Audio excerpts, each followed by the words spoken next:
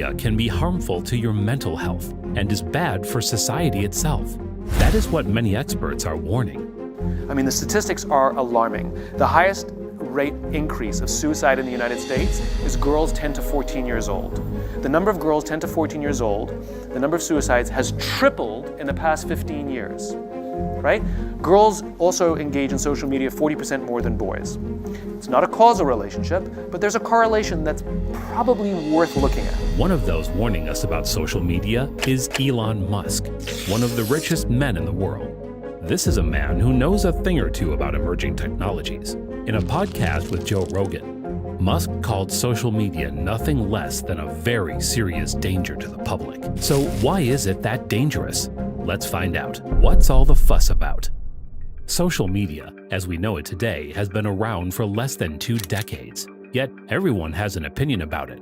People saying that social media is bad for us is not exactly new. But have you ever stopped to wonder why social media might be bad for you? What exactly is all the fuss about? For starters, think of Las Vegas, or more specifically, slot machines. Every time you check your Facebook or Instagram account for likes and comments, or your Twitter account for tweets, it's as if you are in front of a slot machine.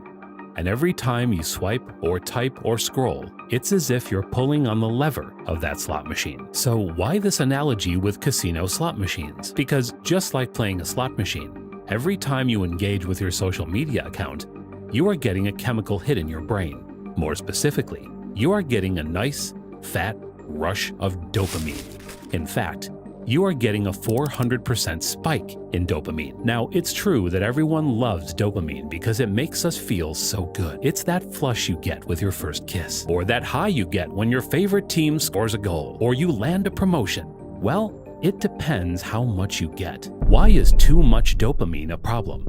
Dopamine is a chemical that is a type of neurotransmitter, meaning that your central nervous system uses it to transmit messages between nerve cells. It is a very important chemical. According to Psychology Today, dopamine causes you to want, desire, seek out, and search. It increases your general level of arousal and your goal-directed behavior. So a little dopamine here and there is good for us.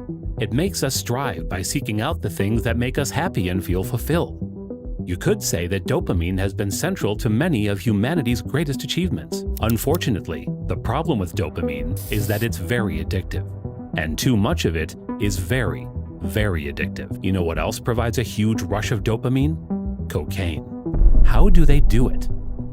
So how does social media result in rushing dopamine hits to your brain? They achieve this by fragmenting your attention. You see, it's not enough to give you a dopamine hit. They need you to get multiple dopamine hits. But, and this is a big but, according to critics, they want you to only get those dopamine hits sporadically. If you were to get hit after hit of dopamine, your brain would get saturated with it and eventually want to switch off. So instead, those dopamine hits are fed to you bit by bit over time. This fragments your attention as your brain subliminally seeks out those dopamine hits, which can be so elusive. It's what Robert Sapolsky, a Stanford professor of neurology who did extensive research on this, called the magic of maybe. This explains why we can suddenly find ourselves having spent hours scrolling or flicking through a social media account. Yes, our brain is seriously distracted, which is what social media platforms love. But our brain is also seeking out more little bombs of pleasure in the form of dopamine. Fragmented attention is what it's about. Dr. Cal Newport explains how attention needs to be as fragmented as possible for social media companies.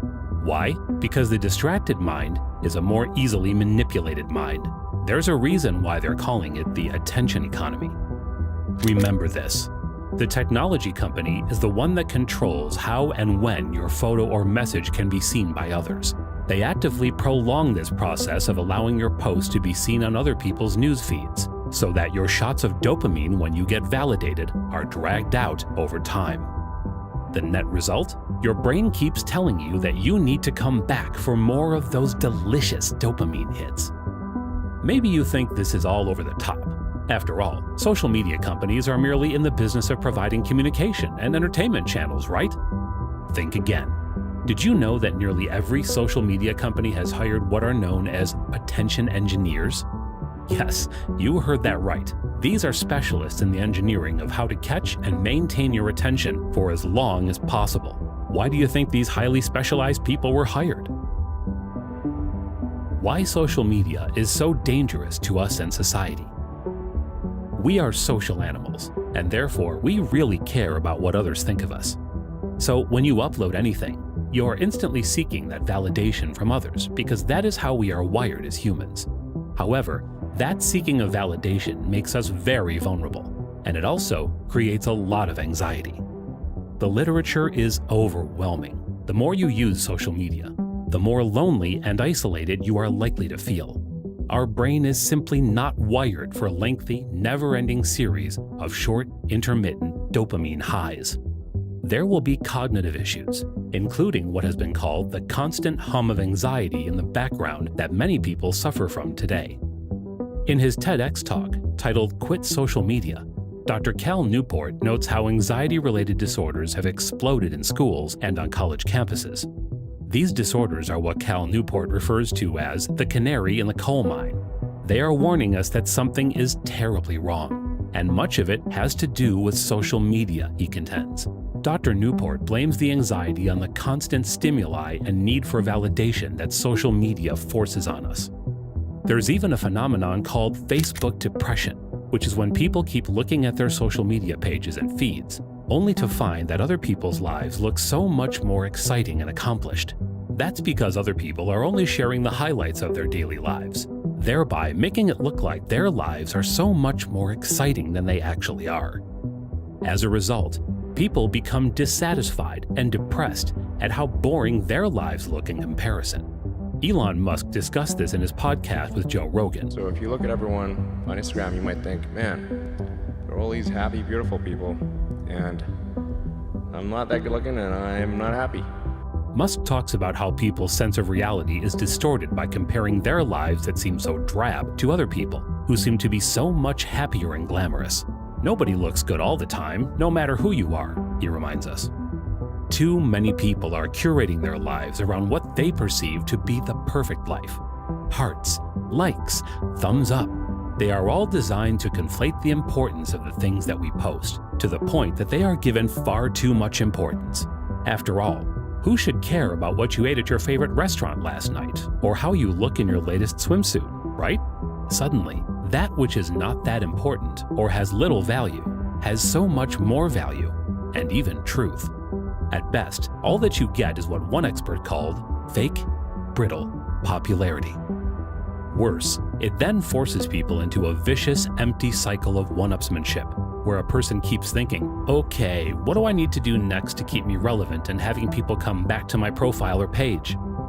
What is especially dangerous is that all that dopamine is rushing through the brains of children and youngsters who are not able to cope with the highs and lows of those dopamine hits. The author and entrepreneur Steven Kotler put it very bleakly by saying, we're essentially putting highly addictive drugs into the hands of kids before they have any natural defenses against them. For Kotler and the other media analysts, it's like social media companies and adults are saying, okay kids, now deal with all that addiction. Ultimately, experts believe that social media is bad for society itself. Chamath Palihapitiya is a venture capitalist who was a senior vice president in the early days of Facebook. And he had this to say, we are at a point now where I think we have created tools that are ripping apart the social fabric of how society works. Attention and data. Those are the two things they really, really want from users.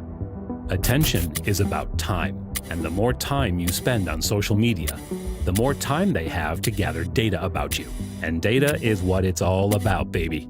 And that's your personal data and preferences thereafter. Make no mistake about that. And they use cleverly manipulated doses of dopamine to get at your time and data. The 1999 Michael Mann film, The Insider, was about a scientist, Jeffrey Wigand, who famously blew the whistle on the tobacco industry. When asked in an interview about what the sole purpose of cigarettes were, Wigand replied that they were essentially a nicotine delivery device. Wouldn't it be fair then to say that social media platforms are nothing more than dopamine delivery devices? Let's end off on a really scary note. Remember that Vegas slot machine? You might sit in front of that slot machine for a few hours in a casino at most. Now imagine dragging that slot machine into your home and being able to play the slots for hours and days on end. That is what having social media on your device is like. A Vegas slot machine that never ends, as long as you're engaged with it. Critics make a compelling point when they say that we need to switch the wretched slot